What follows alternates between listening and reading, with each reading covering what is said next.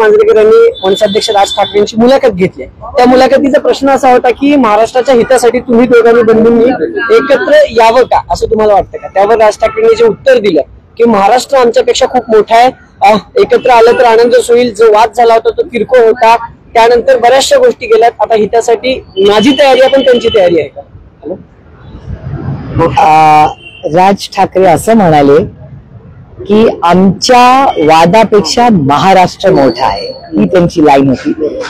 आणि माझ्यासाठी ही एक अतिशय गोड आणि आनंदाची बातमी आहे।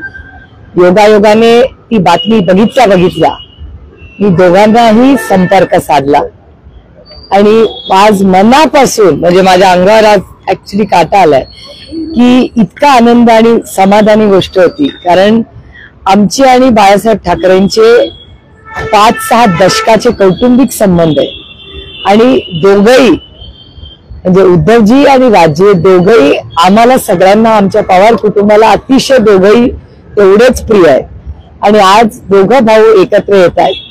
मला असं वाटतं आज बाळासाहेब हा दिवस बघण्यासाठी असते तर आम्हाला सगळ्यांनाच खूप आनंद झाला असता। महाराष्ट्राच्या हितासाठी आणि कुटुंबासाठी दोघं एकत्र येत असतील, मला असं वाटतं हा महाराष्ट्रातल्या इतिहासातला राजकीय आणि कौटुंबिक दिवसातला एक सोनेरी दिवस हा आमच्या सगळ्यांसाठीच आहे। उद्धव ठाकरेंनी काही अटी घातल्यात, ते म्हणतात त्यांनी कोणासोबत उठावं, कोणासोबत बसावं, कोणाच्या पंक्तीला जावं, हे जर ठरवलं त्याच्याबद्दलची भूमिका घेतली तर आम्ही त्यांच्यासोबत जायला तयार। असं दोघांचेही मी स्टेटमेंट तुमच्या कुठल्याच चॅनलवर ऐकलेले नाहीत। त्यांचे स्पोक्स पर्सन्स बोलतायत, त्याच्यामुळे स्पोक्स पर्सन म्हणजे ती व्यक्ती नाही।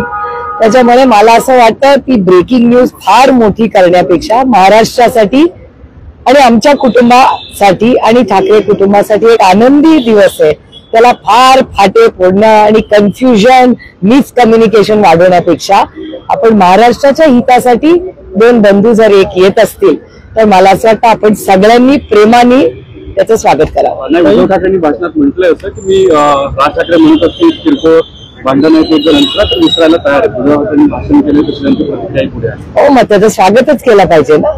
मी त्या दोघांनी आज जे वक्तव्य केलंय त्याचं मी मनापासून स्वागत करतो।